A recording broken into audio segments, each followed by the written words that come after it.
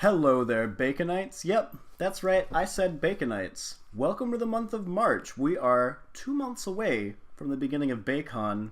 Months even start with the same two letters. My guest today is Alicia Miller, also known as TM87 Cosplay. Hi. Hi. So, thanks for being on the show this month. So, TM87 Cosplay, what's that about? It's a Pokemon move. It is the move Swagger.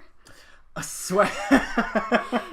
So it's literally a Swagger cosplay. That's really good, actually. I like that. It was my friend Hannah and I were playing League of Legends one day, and someone had their name as Swagger, TM87, and I was like, that's interesting. And so I was like, maybe I'll look into that. And then I kind of stole it from them. Yeah. I know there were a couple of years ago, a lot of stuff randomly popped up of like, I'll HM1 you. Mm-hmm. Yeah. And so just replacing random words with Pokemon moves, but not specifying which move it was. Yeah. So just the Swagger, I actually did not realize that's what that was. So that's really good.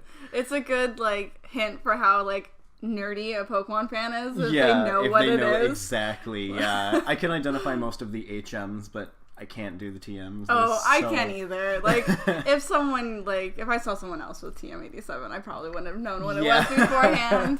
Like, it was definitely something I had to look up, and I was like, that's brilliant. Yeah, I mean, they change them around a lot anyway. They do, which I kept, every time there's a new generation, I check to make sure they don't change 87. Yeah. And I'm like, don't ruin this for me.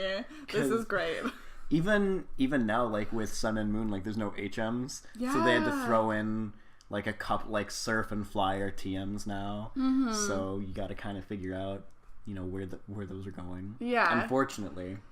We'll see. Well, there's rumors that might be the last one of the type, so. Oh, yeah. We'll see. Hopefully. Well, I'm hoping not. Yeah. I'm a big Pokemon fan. So. I mean, I've loved Pokemon since I was a kid. My first was Silver. Oh, yeah. And I know a lot of people were like, oh, my first was like red and you're yellow, and I was like, I was a generation behind you. Yeah. And then, of course, trying to go back years later and try to play the Gen 1 games, and they were so much lower quality than I was used to. It was like, I couldn't get through them. It's hard to go back. Like, it's hard when you've, like, got used to one type, and then you're like, oh, I have to go back. Yeah. Yeah. No, I completely understand, and, like, there's nothing wrong with being like, I started at this point, and, we're all fans of Pokemon. Yeah. So.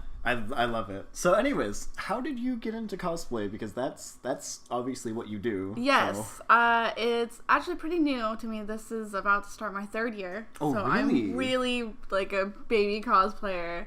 I moved up to Bellingham from Tacoma, and I hadn't really ever been around cosplay or anything like that. And I was the only person in my friend group or anything that really watched anime or anything like that. So I wasn't surrounded by anything remotely like the cosplay community. And I moved up here, and my first day working at my new job, I met Hannah, who is HK Hugs Cosplay. And my very first day, we immediately started talking about video games and anime and stuff like that. And she told me she was a cosplayer, and I was like, that's so cool, because I've been sewing for a long time. I got my first sewing machine when I was like 8. Oh, wow. Yeah, and I took sewing lessons and made clothes and stuff like that for a long time, so it was always something I was like, that'd be really cool to do, but like didn't know that was something you could do. And then, so Hannah was like, yeah, no, it's amazing, like, you should go to a convention. So she convinced me to go to a soccer con with her. Oh, yep. And I made my first costume, which was Asuna from Sword Art Online. Mm-hmm. I made her, like, slave outfit, the white one. Oh, yeah. And then I had, like, a Harley costume that I had bought already from Halloween's ago. And then I made, like, a really, like, cheap Star Trek uniform. Like, the night before con. Yeah. So I started really early doing my costumes last minute. And I just went to SoccerCon, and I was like, this is amazing. This is amazing. I remember walking in as Harley and having some girl run up to me, like, saying how much she loved my Harley. And it was, like, something that you bought at, like, a Spirit Halloween yeah, or something exactly. like that. And I didn't have a wig, and I just had my own hair and pigtails. And, like, I looked at a picture this morning, and I was like, it's not bad, but I'm just like, it's not as good as my costumes now. Yeah. I mean, you have a really good Harley costume now. I've seen it several times in person. Yeah. It's like, it always blows me away because you put a lot of your own ingenuity into it. Like, it's not something directly out of the pages, but it's immediately recognizable. Yeah. So. Well, it's from Injustice. God's Oh, Honest. is it? Yeah. So it's her. Oh. It's her alternate universe costume from the game. So I like to do costumes that aren't super popular. Mm-hmm. So I like that it's a costume that most people don't know. Yeah. Like, and it still looks like Harley. And then I have my huge hammer that I made, which was my very first prop. Yeah. And no, it was fun. And I entered her in the Baycon contest, which was my first contest ever entering, and that was great. Yeah. And fun. And it was amazing. And I literally bled and sweat and cried over that costume. Yeah. Because I think I was finishing her the night before Wizard World that year. And I was trying to finish her before I had to leave a couple hours later to drive to Portland, and my sewing machine broke. Oh, so I hand sewed some of those pieces, which is 3 layers of leather. That's a lot. I literally bled, like the needle would like tear my thing. Yeah. It was awful. But I finished her somehow. It was great. And it turned out really well. Thank you. Yeah. I had a friend who did some cosplays that were really late. Like, there was one where I was ready to go to the con, and it was probably about 2 in the afternoon on the Friday, and he was still working on it. So I was like, guess we're not. So I think we got there and we planned on going to the ball or something like that. That was on the Friday, and we were too late. We'd actually missed it. Oh. So that was unfortunate.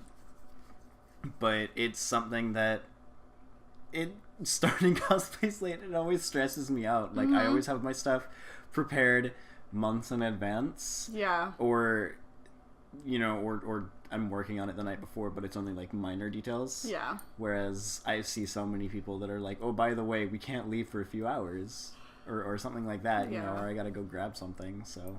The first like year and a half, maybe 2 years that I did costumes, I would wait till like the last minute, and I would make like hotel costumes and stuff like that. And there was one Komori Con where I was making Shiro from Dead Man Wonderland, and that was all made in the hotel room. Oh, jeez. Yeah, and I remember like I remember at the end of the con, because I wore her the last day, talking to friends and realizing I missed so much stuff because I was working on my costume in the hotel room. So that was the moment that I told myself I would never do that again. Yeah. And I haven't, which I've been really great about. So at this point, if I don't have my costume done by convention, I just don't wear it. Yeah. Because it's not worth it. Like, I'm there to see my friends and have fun, and I don't want to spend it in the hotel room working on costumes. So that's what I decided, and I have enough costumes now that I'll just bring something else. Like, yeah, I mean, I haven't made or I haven't got a new costume in quite a while. My most recent costume was last February, and it was Spider-Man, and of course I bought it. Yeah.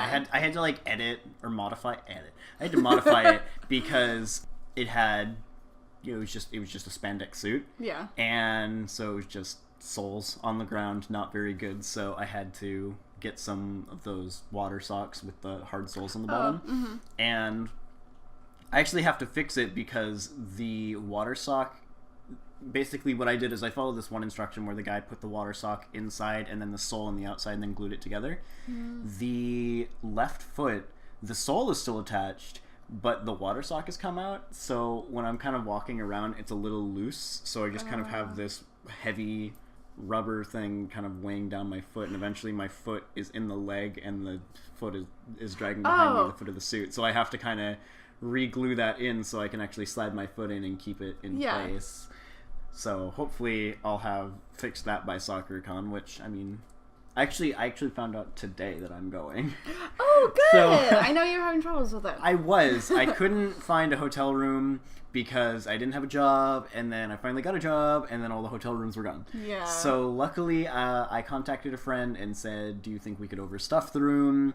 Always. I mean, they weren't sure, and I'm not 100% clear on why it was not a guaranteed thing, but there was some personal issues that they were dealing with, and today they messaged me and said, you're good to go. So I'm really happy. So of course immediately I was like, I'm buying my ticket. And I had to check with them. I said, it is a full weekend pass, right? And they said, yeah. And as I'm going through the checkup process, I said, well, it's a good thing because you can't buy anything other than a full weekend pass now. That's the only thing that you can select from the website. Yeah, you can only select the full weekend pass right now. Oh. So luckily we are going for the full weekend, and I'm not, wasting money. Yeah, right. For sure. But I'm super happy for it, and I'm super excited. So I know for a fact that I'm probably bringing Ninja Brian, because I think there's like a YouTuber thing on Friday. Oh, I think. yeah. And we're also leaving earlier than I ever have before, because the friends that we're going with were like, we want to leave by 7:30 because we want to be there about 9 o'clock. Yeah. And the only person in this group who can drive, he's not a morning person. So last year they were like, let's leave early, and I think we left closer to noon. Oh my gosh. So they're like, let's leave really early this year. I was like, I'll fight him. I'll make him get out of bed if I have to. Well, yeah, because it's like an hour and a half drive, and then you have to Yeah. get settled, and like, I don't know. You don't sleep during con. Exactly, so. yeah. I mean, it was a lot of fun last year hanging out with them. I partially have my fingers crossed that we're going to be at the same hotel, because last year was a really, really nice hotel that had like a pool and like the hot tub like inside. So of course we went swimming on the Saturday, and it was just a lot of fun. There was a lot of weird shenanigans that ensued that year with these people, so I'm hoping that we get more of that oddness that happened last year. But we'll see how it goes. So I'm super excited about that. But I heard from a good source that you really like Bacon, though, specifically. I love Bacon. So last year, Bacon was probably my favorite convention I went to. That's really cool, actually. Yeah, like, there was some close runner-ups, but it was also a hard year, and it was nice to go to a convention where everyone was kind of like family. Like, I don't know a lot of people from here. Yeah. Because I'm not originally from Bellingham. So it was nice to have these people just come up to me and just be like, hey, I love your costume. Let's talk forever. Yeah. Because I normally go with Hannah, and we normally are like attached to the hip, but she was a judge this year. So she wasn't able to walk around and stuff. So I was walking around by myself a while, and it was just nice to have all these people just come up and be like, hey, you look awesome. Let's just hang out and like and I mean, friends. There's a lot of really cool people here in town, and I love the friendliness that sort of comes with that, because it is a small town and it's such a small convention that there's a lot of people that are always, they're willing to come up to you. My first Bacon, I did there was like a karaoke thing but no music.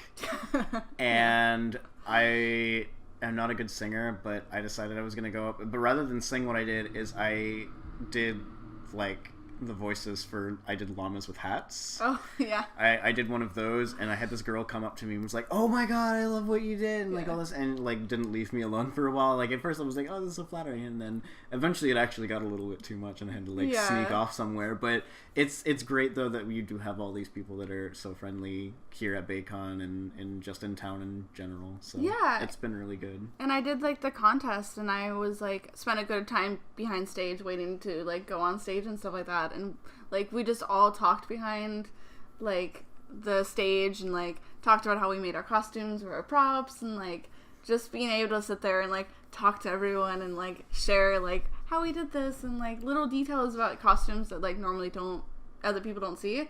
Like the lining of my Harley jacket has pockets, which so great for cosplay. Yeah, which practicality like is nice. And then like my hammer is hollow and it has pockets inside that too, so I can make it a purse. That's incredible, and I love that idea. Yeah, because like it's like the costume normally doesn't have pockets or any way to store anything, so it's just nice to like talk to people and be like, this is what I did, like this is the little hidden compartment I did to make. And it was just full of that like at the con, and it was just amazing to just be like, here, these are all my secrets, like this is what I did, and everyone's so passionate about it. Yeah. There's my friend entered the contest 2 years ago, and it was actually his first. And what was really funny is that he and his dad had worked really hard. It was the Syndra cosplay, and they had worked really, really hard on it. and he entered as a beginner because he'd never done anything like that before. But they took one look at his costume and went, "Oh, this must be a mistake," and they bumped him up to like intermediate or something like that, or expert, whatever it was. But he was freaking out, and I think he won second place that year. Yeah, which he was so panicky because he's like, I don't know what to do. I don't know what's expected of me in a costume contest. So it was nice that he got second place in that. Mm-hmm. And I'm really looking forward to this year as well. I know that there's going to be a lot of really cool stuff that we have planned. You know, all of the guests and all of the artists and all of the cosplay that's going to be there. It's going to be really cool. So I'm so excited for like the theme, like that everyone has like the RPG theme. Yeah, no, I'm so excited to be a warrior. Like it was actually funny because there was one person who didn't quite get how to do the character creation and recently emailed us and said something along the lines of, how do I select, or which one do I select? And then they specified which character they were cosplaying.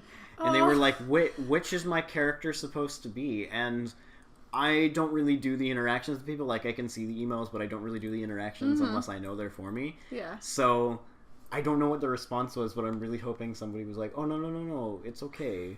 It's you be okay. you. What I thought was funny, though, is that the person had actually sent 3 emails. One of them had just the subject line.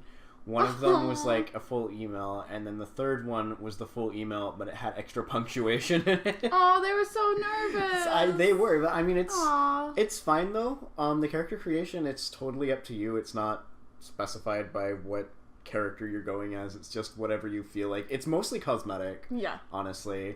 And it'll help with some of the events that we have planned. But beyond that, there's nothing that requires you to be a certain class. Yeah. So I had a plan for a cosplay that unfortunately is no longer viable. There was somebody that I was going to commission to make a cosplay, but then they moved away. And they were like, I'm moving, also I'm no longer making cosplay. And it was like, we had kind of discussed it before, and at this point, like, it's like a bunch of armor and stuff like that, and I don't want to like make anybody do a rush job, so unfortunately it's not something that's viable anymore. So I'm not sure what I'm gonna do, because it was like, that was my plan. Yeah. And on top of that, being staff, I'm not 100% sure if I'm allowed to cosplay. There's been some internal debate about what we are and aren't allowed to do, unfortunately. Yeah. So there's some that are like, yeah, like we'll dress up and we'll have like little accessories to say, hey, I'm staff, and other people are like, no, we're just wearing these shirts. And so, like, I go to conventions to cosplay, so I've never been staff or anything, so we'll see how that goes, I suppose. Yeah. But I'm looking forward to it nonetheless, though. The guests are going to be really cool, and it's just going to be a lot of fun. Yeah. So I'm super excited to see Oshley. Yep, Ashley Oshley. That's going to be super awesome, actually, having her there. Yeah, I follow her a lot, and then, like, I'm bringing Widowmaker to BayCon. Oh, that's going to be super cool. So, I'm hoping she wears Mercy, and I can take a photo with her. Yeah. I'm so excited. Jeez. Just do the whole, like, have her lay down and just do the stepping animation. I'm so excited. That would be awesome. Yeah. I'm hoping to get Widowmaker done for Sock, but we'll see. We'll see about that, yeah. She's intense to me. Yeah, there's a lot of, like, you look at it and it doesn't seem like there'd be a whole lot, but then there's a lot of actual details that you need to put into it. Yeah, unfortunately. Well, and I'm gonna, like, do all the, like, the bells and whistles and have, like, LEDs and... Oh, of course, so you're going all out with it, yeah. It's gonna be, like, I'm planning on it being, like, my most advanced costume. Are you going to put, like, any motors or anything into the headpiece, or are you going to just... I really want to, but I have no idea how to do that. And I've looked at a lot of, like, Iron Man costume tutorials online, and it still kind of goes over my head. Yeah, I've seen some people that have done it, but a lot of them I see, they just kind of have, like, they just push one piece and, like, they're all on gears, so they all move at once. Mm-hmm. I haven't seen too many that are automated. I haven't seen any Widowmakers automated. Yeah, I think I've seen maybe 1 or 2 online. Of course, like, I don't know who they are because they were, like, in videos. Yeah. Like, from some convention, they're on screen for 2 seconds and then they're gone and you never know who they are. Right, yeah. So hopefully they'll appear again in some shape or form online, and maybe you can get some information from them. But... Yeah, hoping so. I'm looking at constantly for new tutorials and stuff like that because I would like to make her gun move too. Because the gun technically transforms. Yeah, from the assault rifle to the sniper rifle. Yeah, so that'd be really cool if I can do that. That would be awesome. But I have no idea how to go about it. Like, logically, you can look at the gun and be like, okay, there's, like, little metal pieces that obviously those are, like, the gears to change it. Yeah. But, you know, that's not always practical in real life. Yeah. So, we'll see. It's the same thing for, like, Ruby cosplayers. I see a lot of Ruby Rose cosplayers who... they've somehow managed to make, like, the scythe that transforms into a gun, you know, just, like, with a pull of a lever, and it just extends and everything, and then they can push it again, and it'll collapse in on itself. I'm like, how did you do that? And there was one, I don't know if they made it, or if someone else made it. It was a very short video, and the person, they looked to be about 15 or something like that, but it was, like, this full-size thing, and it was so complicated. I'm like, do you have the engineering knowledge, or, like, did somebody help you, or make it themselves for you? But... regardless, it's so cool when people make it work. So I believe in you. Thanks. And I hope that it works out well for you for sure. Yeah. Just a lot of sleepless nights. Yeah, oh, exactly, yeah. I know, there's some things that are even simple things that I need to do for my cosplays that are so, I can't figure them out, like my Chell boots for my Portal cosplay. I can't figure them out. I bought a pair of stage boots and like tried doing some simple stuff with them, but after that it was like, how do I make the springs on the back? And then the boots got really like scuffed up, so I had to throw them away. So now I'm like, what do I do now? Yeah. And there's also my Spider-Man backpack. That's actually something I'm hoping to have done for SoccerCon. It looks simple enough, but the one tutorial that I found online, the guy he didn't proofread his stuff, so it's kind of hard to figure out what he's trying to say sometimes. Because it's supposed to be like a drawstring backpack inside of like a plastic bowl with a bunch of plastic twill, just like basically glued onto it to look like webbing, but it wraps entirely around it, including the opening of the bowl. So I'm like, how do you get the bag in there properly? So you can also use the drawstring straps. Yeah. So hoping that I can figure it out eventually. We'll see. But I want to have that done for SoccerCon because, like you were saying, you know, Harley doesn't have pockets. Yeah. Spider-Man definitely doesn't have pockets. So I want to have some way to hold my stuff. When I'm doing Deadpool, I usually have somebody else hold my stuff in a bag, unfortunately. There was... my old Deadpool cosplay, I used to be able to fit like my phone and stuff in it, but my new one doesn't quite have the same types of pockets or anything like that than my old one did. So if I don't bring my gun, I can put my phone in my holster, but... That where's the fun in that? Yeah, right, exactly. So, like, I'm definitely one of those people who really commit to in practicality. Yeah. Like I will wear like 6-inch heels all day. Like, it will be miserable. I've had it where like my feet, like I took my shoes off at the end of the day, and my feet were literally black. Yeah. And blistered and bruised, and then I tried to wear shoes the next day and I couldn't because my feet were so swollen and stuff like that. But I will not give up. And so if the costume does not have pockets and I can't fit pockets in it, I'm actually, one thing that I'm planning on doing is when I take my time off of work, just because I'm usually so exhausted but I try to make it work. When I take time off of work for SoccerCon, I'm going to ask for 4 days off. I'm going to ask for the Monday off as well. Yeah. To recover. Just because it's always so hard, plus... sometimes we like to stop at like a Wojimaya or something like that, and we did that last year. We expected to be there for maybe half an hour, and we were actually there for like 2.5 to 3 hours. Wojimaya eats time. It does. It's so much fun though. It's amazing. That place is great. I mean, and of course you go there like after the con, and like it's so crowded. I went there recently with some friends because we went to like a cosplay tea party thing, and we left early. And we actually ran into a bunch of the people that we were there with going through all the stuff. So it ended up being nice, though, because there was somebody who hadn't been at the tea party, but who goes to SoccerCon a lot, and they actually told us about a restaurant that's in the area. It's just like 2 blocks down. It's called Fort St. George. It's so good. They make like curry and stuff like that. It's kind of got like a little bit of a Western twist to it. Hmm. And you know the Pink Gorilla, like the video game thing that they have at SoccerCon? They have like those big, just there's old video games everywhere. Yeah. They actually, their store is in the same building. So, you know, you go in and you look around at the Pink Gorilla, and of course they have like consoles and everything outside for really cheap, and the walls are just lined with games. And then you just go upstairs and there's a restaurant right there. And they get consoles in all the time. I very strongly considered buying, I think it was $120 for a no region lock PS3. Really? I really considered it, but I decided against it because I didn't have the money.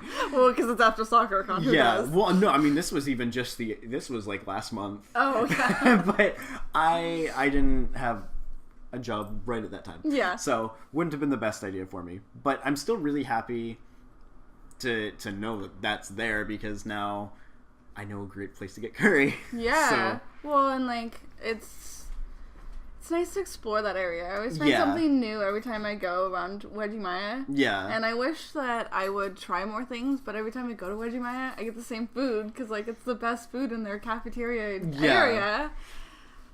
So. I love teriyaki chicken, so as long as it's teriyaki chicken, it's probably the first thing I'm gonna get anyways. I always get the squid balls, like that they make in front of you. Yeah, the takoyaki. Yeah. My friend made those for me once, except he didn't cook them, and I was like, why does this taste disgusting? So I'm hoping to try them from there. I didn't know about them until a couple weeks ago, but they were closed when I was there because it was later in the evening. Oh, yeah. So I'm hoping that I can actually try them, and they'll be good rather than... They're the best ones I've had. That's good. I've had them at sushi places around the area, and they're decent. Mm-hmm. But like, definitely the best ones are at that place there at Wedgie-Maya. Yeah, like I'm not the biggest seafood fan, but I want to try new things. Yeah. And it's there. So plus they also have dango, which is like really sweet stuff. So. That's good too. Yeah. So, it's definitely a texture thing. Yeah. That's true. Because you can't really taste that it's like squid, but it has the texture of squid. Yeah, for sure. Yeah, like you have the weird tentacle feeling and everything like that. Yeah. It's definitely just a hunk of tentacle in there. Yeah. Which doesn't sound appealing, but it's delicious. Yeah. It's like really chewy too, I bet. It is, as well. Yeah. I had eel sushi once, and that was really chewy. It was really sweet. I didn't expect That's it to be my favorite. Sweet. Eel? Yeah, I love eel. I really like seafood. Yeah. So.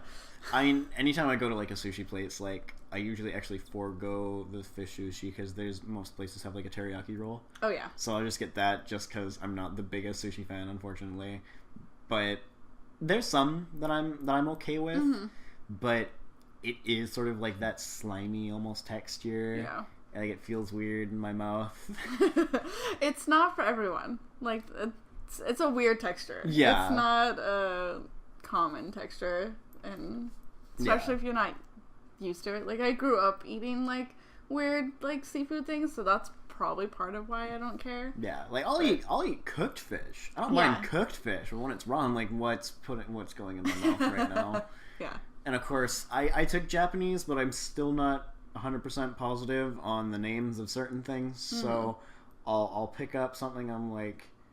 This could be any kind of fish, honestly. Right. This could be tilapia, or this could be some sort of demon fish. Right. I don't know. Who knows? Yeah, so It's an adventure. Yeah, let's go for it. There's sushi over at the King Buffet. Is that what it's called? Or the Super Buffet over on Cordata. Right? Yeah, on Cordata there's that place. Is it over by Best Buy here? No, it's not the one by Best Buy. It's the one, it's right across from like the Dairy Queen over there. And in that little complex where there's one over there. Yeah, there's an Asian. It's I think it's called Super Buffet, and it's like right across the street from the co-op. Yeah. And yeah, it's right there on that corner, and they have some sushi there that's decent. I mean, it's like it's an all-you-can-eat buffet, and they just kind of have sushi kind of laid out. So yeah, you know, maybe it's just because it's been there for a little bit that I'm not sure, but it's not so bad. Huh. I like their. What is it? I think it's called like Japanese barbecue chicken or something like that. I don't. It's really like it falls apart super easily. That's always a good sign. Like, yeah. When it's super tender and it just kind of falls. It's like really that's good. the best. Yeah. You know that they cooked it well. Yeah. So what was it besides, like, having, meeting somebody who did it, what was it that really made you get into cosplay, like, specifically? What made you say, this is what I actually want to do? Was it just because you had friends who did it, or was it... It was, like, a creative output, for sure, because I really liked creating things. Like, I drew a little bit. I'm just not good at it. Yeah, I know how you feel, believe me. But I really like making clothes and stuff like that. Enough that my parents put me in sewing classes when I was, like, a kid. Mm-hmm. And I've just always really liked animation and, like, anime style, stuff like that.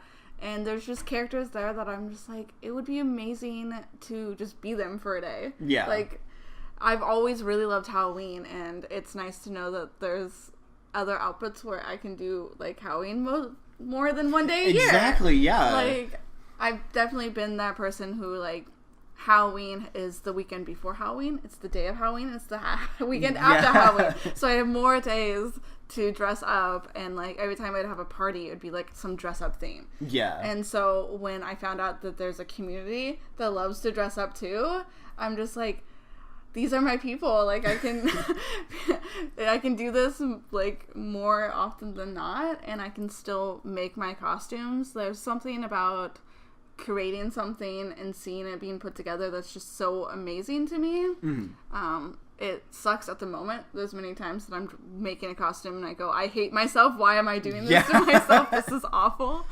But I love it so much that even, like, when I've gone to cons where it's just been me and, like, a friend that's not costuming or stuff like that. So, like, I know that it's something that I really enjoy, even if I'm doing it alone, even though it's so much better with friends. But it's just, I don't know, creating something in your hands, like, seeing it go from, like, a yard of fabric to this amazing costume is brilliant. It's just amazing to see. Definitely. And, like, I just like seeing everyone else too. Like, sometimes I look at my friends or, like, other cosplayers, I'm like, you're so talented. Yeah. Like, just the talent in it is just amazing. Like, the way that some people can take a character and mold it into something that nobody's ever done before, but, it's recognizable, but it's something entirely different. That's so cool. Well, and you're bringing something that's 2D, like, just a picture to life. Yeah. Is crazy. Like, even if it's not, like, and just the fact that it's not even, like, anime or comic books or sci-fi anymore. It's literally, like, fan art. Yeah. Like, you see this person and they drew something and you're like, that's so amazing, I want to bring that to life. Yeah. Like, that's so cool too. Somebody actually had expressed interest in cosplaying as the current mascot for BayCon this year. That's amazing. Right? And, like, actually, of course, I brought it up to the artist, and immediately they were like, please, please do, and I think that's so incredible that anything now is possible. So. Well, and we have artists that are so popular in the community now that do drawings that they have to immediately say, like, hey, this is a drawing I made for someone else. You can't cosplay it yet? Like, I find that so amazing that they have such a community now. Yeah. That you can draw something and you have to put a warning being like, you can't cosplay this yet. Yeah. It's someone's property. Exactly. And I think that's so amazing. Like, Sunset Dragon and, like, No Flutter. Like, these people are so amazing at making costumes that other people want to make them real. Yeah. Like, it blows my mind. Yeah, I've seen a couple things where somebody actually, there was like a persona character, and somebody made this, drawn for one person, and somebody actually said, can I make that? And of course that's $1,000-some endeavor, but they managed to bring it to life, and it was beautiful. Yeah, fursuiters are amazingly talented. Yeah. Like, I can't handle how talented and adorable they are. There's so much effort that goes into making them. Like, so much love. Like, yeah. I had a problem for a long time of watching, like, unboxing videos, like, of fursuits, and, like, you can just see the love that they have when they unbox these fursuits, and I'm just like, you guys, I can't, like, and that's, because it takes so much effort, and it's so much money, like, that's a lot of dedication. There was something I did recently where, of course, you watch one video on YouTube, and they start telling you to watch all these other ones, so there was, like, I watched one like cringe compilation type video, and so there's one guy, he makes these compilations of all sorts of things, and there was like a furry cringe, and I was like, why not? I'll watch this. And what actually ended up coming out of it was that I started following a bunch of people. Yeah. This guy, he tends to think a lot of things are considered cringy. I would say if they were maybe doing some of these things in like more public places, maybe it would be kind of like, why are you doing that? And there were some of the things that were being done in public. I was like, maybe, you know, it's kind of weird. But then there were other things where it was like, one person made a video where like their fursuit character was like cooking, and like they were doing it in the kitchen, and they were doing it at home, and it was really, really cute. And this character was adorable. And what was actually funny is the guy posted in this one video, I think 3 or 4 separate clips of the one character doing things, and it was like at like furry conventions, or it was at like a furry meetup, or just doing things at home.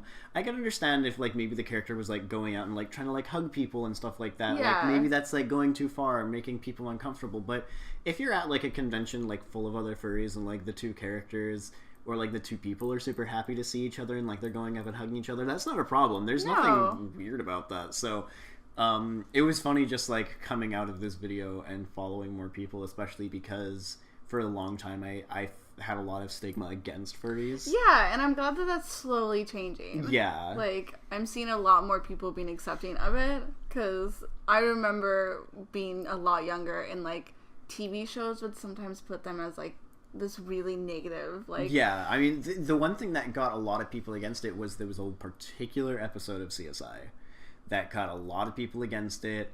You know, there was like a fursuiter who got shot because somebody thought he was a fox or something like that, and then they was like, oh, but there's like signs of like sexual stuff, and then they like started following it, and eventually they found like a club just full of a bunch of people in fursuits like humping against each other and stuff like that. And it was like really weird, and there was like, oh, there's like this one, her name is Kathy Cat or something like that, and then it was like a guy under the suit, and like it just got really weird. And it was like, you know, you're under a mask, so you don't know who could be there, and it's all this sexual deviancy. And then in real life, there's like, out of every 100 fursuiters, there's maybe like 1 who uses it for like a fetish type thing. Yeah, which is nothing wrong with that either. Exactly, as long as it's consensual. There's like... actually one guy online who has the most specific...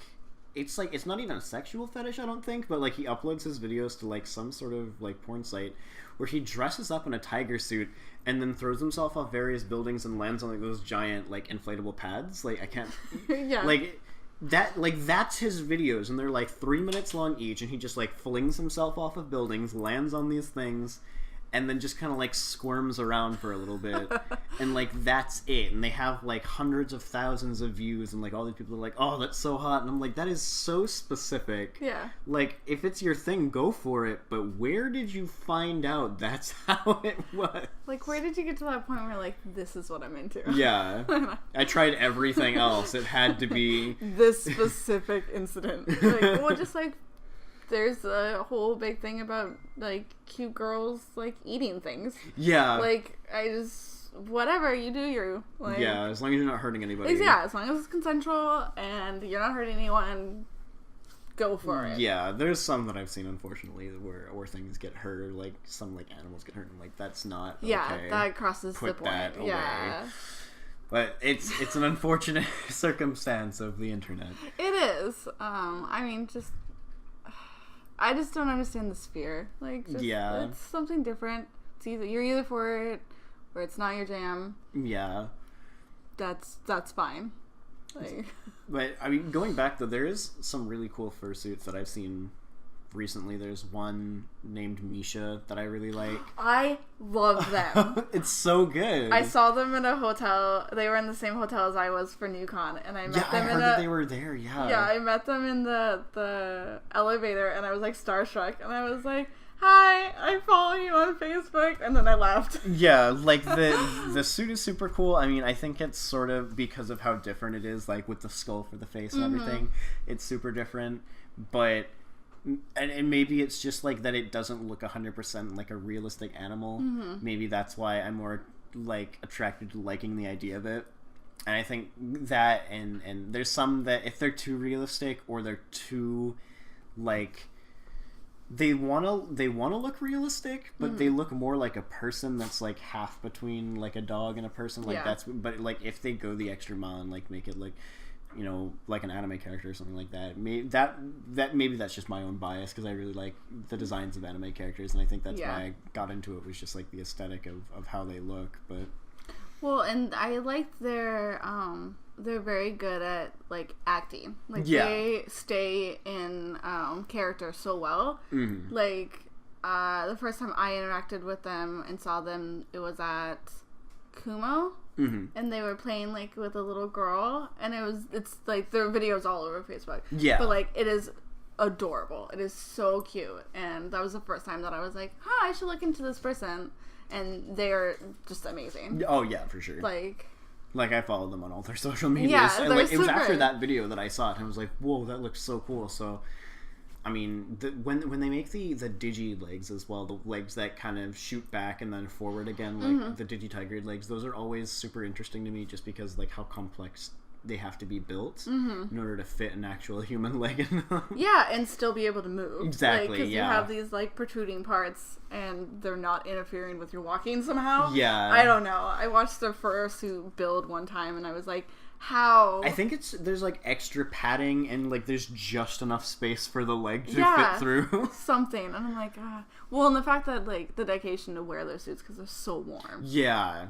I mean, when you see cons in the summer and you see people that are wearing fursuits, like if they don't somehow have like some sort of cooling vents on them or something like that, it's ridiculous to see them. So there's a lot of dedication to that. Like, yeah, I'm amazed by them. Yeah, they don't get enough love, for sure. Yeah.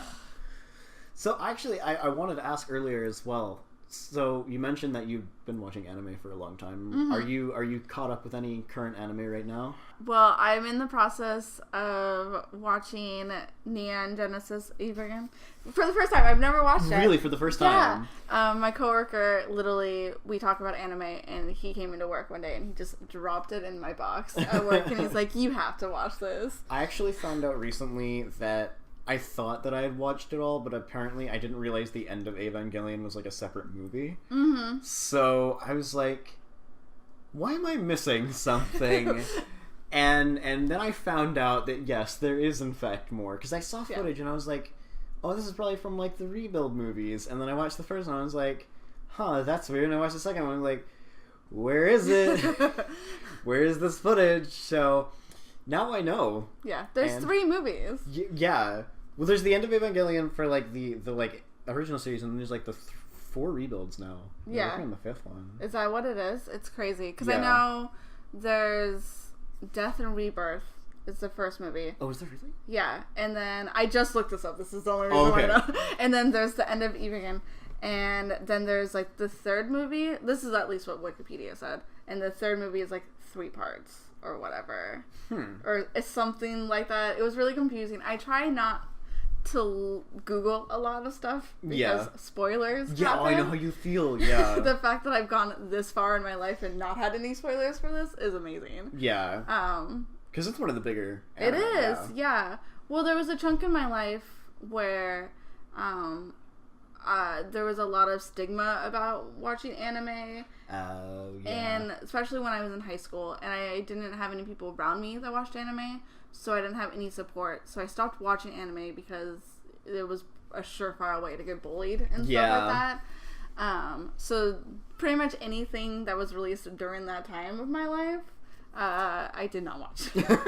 So I'm catching up slowly, but it's hard to watch some of the older ones because 90s anime definitely has every episode's a cookie cutter, same kind of style. Yeah. So if you don't have the nostalgia to build it up, you're watching the same episode. Yeah, because I mean, they really tried to push the whole like villain of the week and stuff like that. Yeah, exactly. Yeah, like with Sailor Moon or like anything. I mean, it's not like it's not like they don't still do that with certain things. Mm-hmm. I know, especially like with more of like the childlike anime and stuff like that, they'll do that. But I know I actually today just got caught up with Konosuba, which I didn't realize I was getting caught up. I thought the 2nd season was done. Yeah. So I was like, I started watching a couple days ago, and like I got through the 1st season today, and I started on the 2nd season, and I was like, I'll just watch the whole thing. And then all of a sudden, it was like next episode available 21 hours from now. And I was like, are you serious?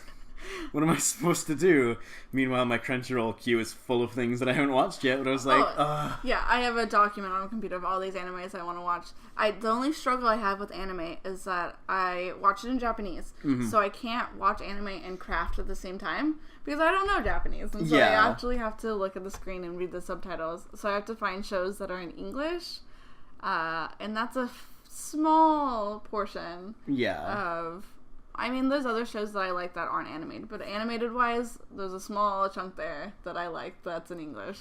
So, yesterday I started watching Ruby, which I'm almost done with. It's so good. I totally binge-watched that. I think I have 10 episodes left, I think. I started it yesterday. Yeah. So, that was really good. Yeah, I'm super excited for whenever the next season's gonna be. We don't know. Right. But... Well, because I put it off for so long, because I was like, the animation style is kind of weird. Yeah, and it improves, definitely. It does, definitely. And, but everyone kept recommending it to me. They're like, I think you would love this anime, or, I guess not anime. Yeah, but like it's an anime, but it's not, like it's an American anime. Yeah, the show, you would love it, watch it. And I was like, okay, and so I put it off, so. Yeah. I was like, what can I watch today that's in English? And I was like, oh, I guess I should try Ruby. Yeah. And I love it, and I'm upset that I didn't watch it sooner.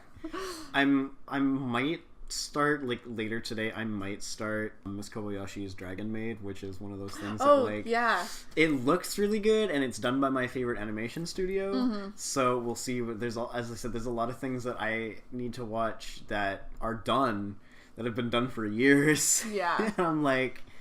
Yeah, but this new thing, like, it's not even that they're, like, from the 90s. They're from, like, 2013, so, like, the animation's still really good, but I'm like, yeah, I don't know. And as you said, actually, it's hard to multitask while you're doing it, and I have ADHD, so there's a lot of times where, like, something, if it's not 100% got my attention, like, something will distract me, and I'll try to multitask, but eventually, like, I was watching Konosuba earlier, and there was... a scene that was like, it was kind of slow, wasn't the most entertaining scene, so I opened up my phone because I was like, I want to see if there's a bunch of scenes that I can share to my Tumblr. Yeah. And so I'm like scrolling through the Konosuba tag on Tumblr while also trying to watch the video, and now all of a sudden, oh, here's a video, let me see how funny this is, also the episode's playing over there. So yeah, I'm trying to just multitask with it. Eventually, I put the phone down and actually continue watching the show. I think I missed like 5 minutes of something that may or may not have been important. Yeah. We'll find out later when I get further in the show and go, who is this guy? Well, what happened? Yeah. Why? Where are we? Yeah. It's an unfortunate fact of watching anime that you can get distracted real easily. And miss a whole bunch. Yeah.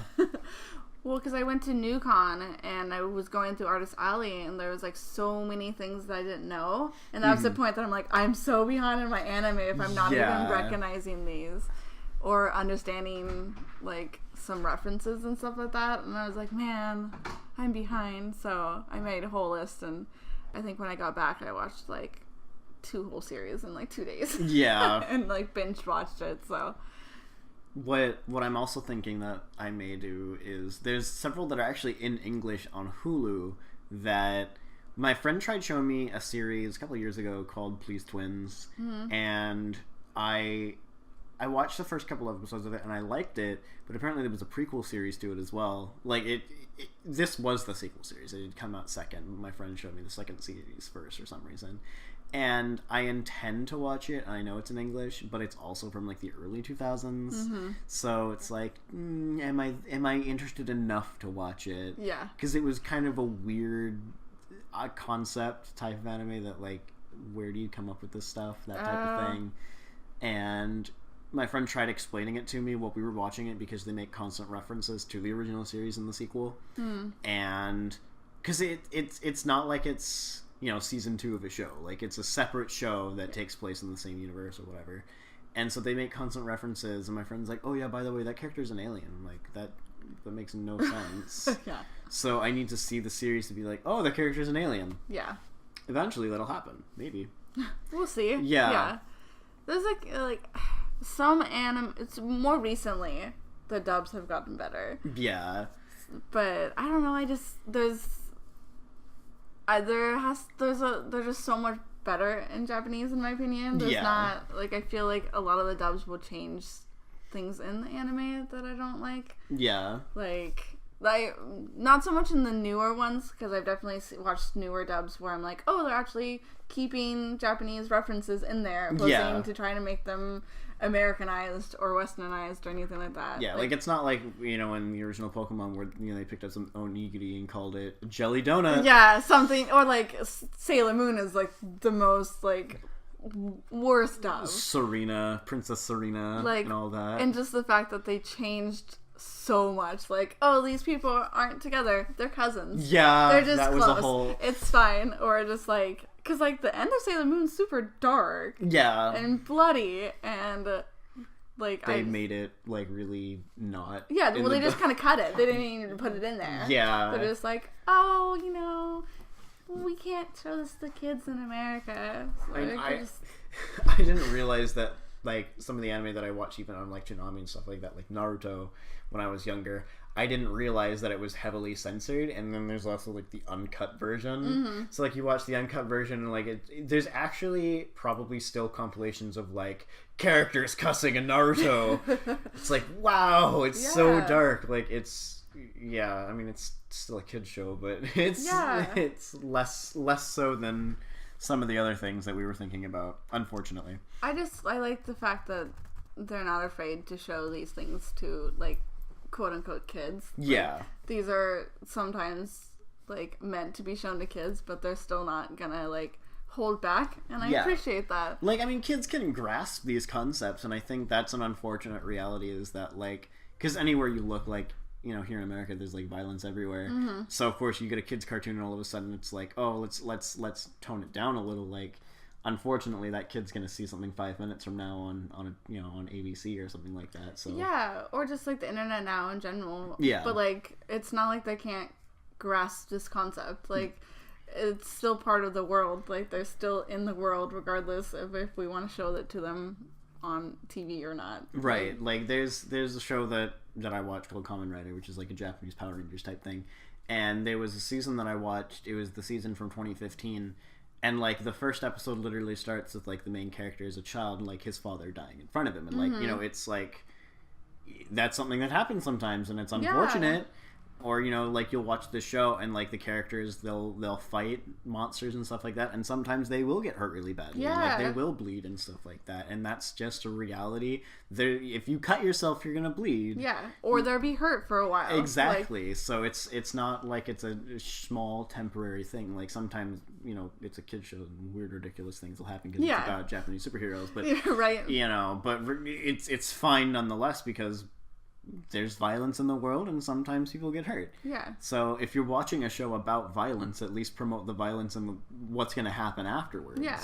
And the effects of that. Like, they're good at showing, like it will be, like, 100 episodes later, and they'll have, like, this moment where maybe they can't fight because they remember 100 episodes ago they fought someone, and that affected them mentally. Yeah. Opposed to, like, oh, yeah, what happened in the past didn't happen. Like, it did happen. It affected you. It's made you who you are. Like, yeah, like, I think even in Steven Universe, they've actually managed to keep up this really nice consistency where a character got cut in season 1 or 2 or something like that, and now has a scar. So, and it's like, it's a very small thing. It's just like a tiny cut on her cheek, but it's still there, and it's always going to be there. Steven Universe is amazing. They break so many of those, like, kid show, like stereotypes and rules and stuff like that. Like, they push those boundaries, and they don't water things down, which is nice. Yeah.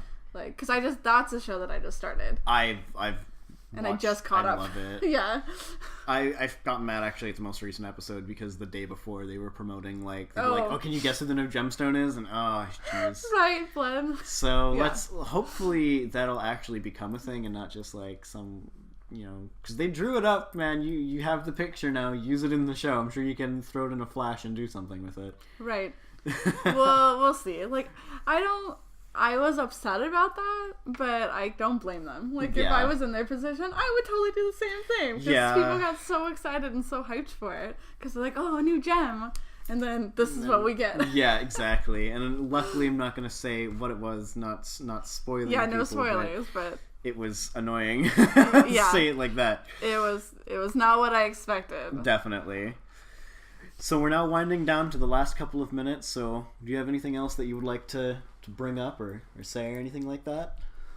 No, not particularly. I can shameless plug. I'm on Yeah. Facebook, on Instagram. Under TM87? Yes. Or TM87 Cosplay specifically? TM87 Cosplay. All right. For sure. So, yeah, definitely. There's, we'll have that. I'll put that in the description below. Yeah, for sure. So that way people can just click on that and get to you. I'll be at Bacon. Yep. So people will be able to see. Do you know which cosplay you're going to be doing for Bacon? That was my phone. I'll be wearing Widowmaker. Okay, nice. Yeah. So that'll be really cool. I mean, I can't think of any really big cosplays that were there, like too many really big cosplays that were there last year, so. Yeah, no, I'm excited. I'm Yeah. going to enter the competition. I got second last place. I am shooting for first this year, but we'll see. Yeah, we'll see. Yeah. Actually, I didn't watch last year's competition. I feel kind of bad about that, but. It's good. Like, everyone was amazing. Yeah, like I watched the year before, and I know there was like some people that were kind of upset, but. Mm-hmm. Well, everyone's going to be upset at something. You can't make everyone happy. Exactly, yeah. Like, everyone that won deserved to win. Like, they were amazing. Yeah, definitely. Like, the mommy, I can't get over how amazing the mommy's, like, outfit was. Yeah, Like... so I'm really excited to see what new cosplays will be coming around this year. Oh, I'm so excited to see everyone's costumes. So, thanks again for being on the show. Yeah, thanks for having me. So, if you're interested, currently registration is open at BellinghamAnimeCon.com. Go ahead, check that out. If you're having trouble figuring out the character creation, it's under the news section of our website. There's a video that'll tell you exactly how to create your character, which is just our way of saying registering. Panelist applications are also open. You can check those out on Bellingham Anime Con as well.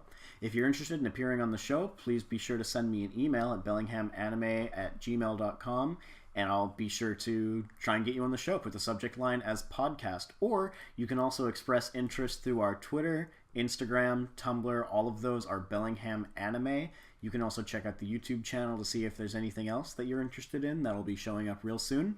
Next month, my very special guest will be Raj Ramaya, the musician who composed the music for the Cowboy Bebop movie, so look forward to seeing that next month.